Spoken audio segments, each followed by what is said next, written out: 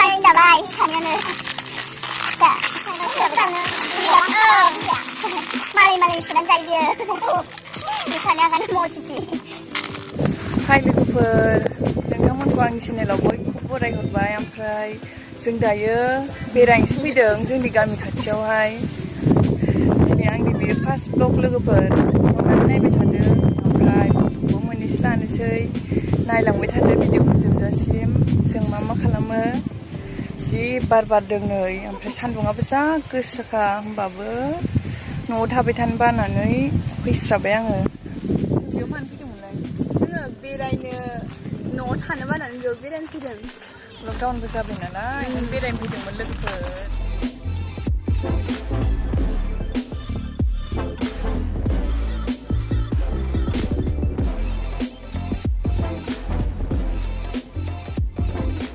hi guys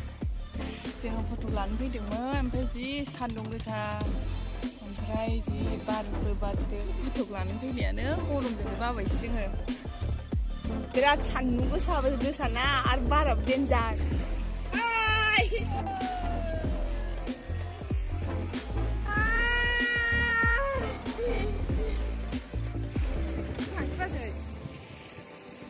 जा मोजां खोनाय जायगाया लोगोफोर मालाबा बेरायनो फैनो हागोन सोरबाफोर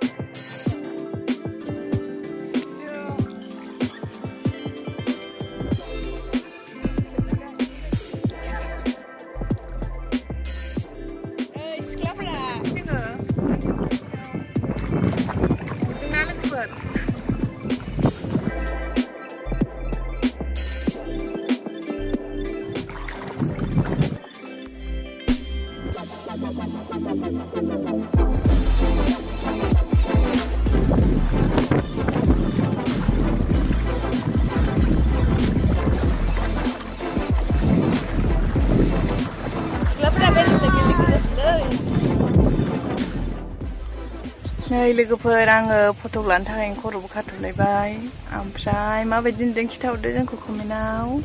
दिनैनि भिडिअखौ आं बावनो फोजोबनोसै लोगोफोर ओमफ्राय आं फट'खौहाय स्क्रिनाव होना होगोन लोगोफोर बाय दङ आङो नोंनि सेराव सम ससे जिउ मोनसे अराय दङ आं नोंनि खाथियाव जों मेथाइ जाबाय थानोसै दे लोगोफोर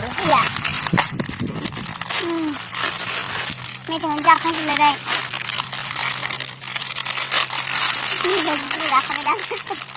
Timbain dabai sanyaनो दा मालाय सुनानै जायो बियो सानै आगान मजिति